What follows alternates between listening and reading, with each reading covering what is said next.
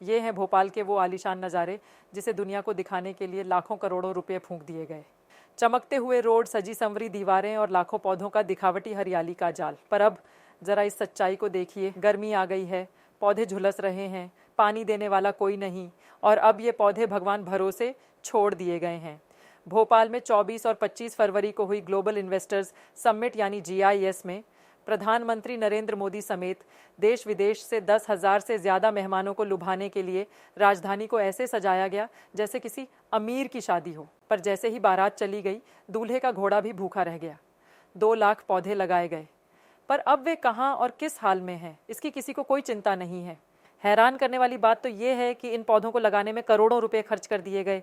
एक पौधे की कीमत 20 रुपये माने लें और गड्ढे खोदने की मजदूरी 20 रुपये के साथ ही लगवाई। सिर्फ 10 रुपये ही आंक ली जाए तो ज़रा सोचिए, अगर सिर्फ एक पौधा लगाने में 50 रुपये का खर्च आया हो तो इन 2 लाख पौधों पर 10 करोड़ रुपये बर्बाद कर दिए गए। पर असल खर्च सरकारी फाइलों में कितना दिखाया गया होगा, ये तो पौधारोपण को कामधेनु समझने वाले मठाधीश ही जाने। दरअसल मध्य प्रदेश में सरकारी पौधरोपण हमेशा विवादों में ही रहा है। यहाँ पौधों का रोपण हरियाली के लिए कम और अपनी जेबों को भरने के लिए ज्यादा हुए हैं। याद है नर्मदा किनारे 6 करोड़ 63 लाख पौधे लगाने का गिनीज बुक वाला ढकोसला। रिकॉर्ड के नाम पर जनता के करोड़ों रुपए पानी में बहा दिए गए और हकीकत में आज वे पौधे कहीं नजर ही नहीं आ रहे। पिछले साल ही मानसून के शुरुआती दौर में 6 जुलाई 2024 को एक पेड़ माँ के नाम का राज्य स्तरीय इवेंट हुआ था। भोपाल में भी 12 लाख पौधे लगाए गए। उनमें से अधिकांश दिव्य पौधे हैं जिसे आम आदमी की आंखें देख ही नहीं पाएगी। इन दिव्य पौधों को देखने के लिए नौकरशाह की पारखी नजरें ही होना चाहिए। कुल मिलाकर नई सरकार भी उसी पुराने ट्रैक पर चल रही है। ग्लोबल इन्वेस्टर्स समिट के नाम पर भोपाल को संवारने का जिम्मा अलग अलग विभागों को सौंपा गया। एनवायरमेंट स्टोरी ने राजधानी भोपाल के रेड क्रॉस हॉस्पिटल से व्यापम चौराहे तक लगे जिन पौधों का जायजा लिया, वह लिंक रोड नंबर 1 पर लगे हैं, जिसका जिम्मा PWD के पास था। और उन्होंने बिना दिमाग लगाए छोटे छोटे पौधे ठूंस दिए। पर अब पानी देने की जिम्मेदारी नगर निगम या राजधानी परियोजना प्रशासन के सिर पर डाल दी गई है। और वो क्या कर रहे हैं?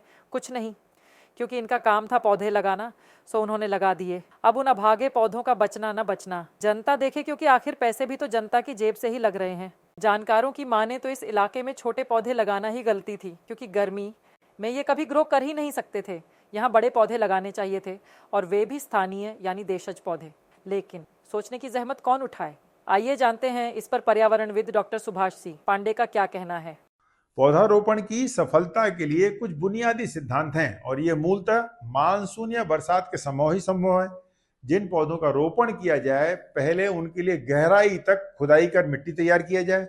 शहरी क्षेत्र में लगाए जाने वाले पौधों और उनके रखरखाव के लिए मध्य प्रदेश वृक्षों का परिरक्षण अधिनियम 2001 पहले से ही उपलब्ध है, जिसके अनुसार लगाए जाने वाले पौधों की ऊंचाई 6 फीट या उससे अधिक हो तो इन पौधों के जीवित रहने की संभावना अधिक होती है।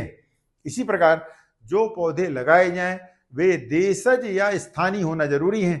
दूसरी जगह के दिखावटी पौधों या छोटे पौधों को लगाने में किया गया श्रम और पैसा अक्सर बर्बाद हो जाता है। तो अब सवाल ये है, क्या हमें सरकारी नौटंकी को इसी तरह बर्दाश्त करते रहना चाहिए? क्या भोपाल को सिर्फ दिखावे के हरियाली की जरूरत है या असली हरियाली की भी?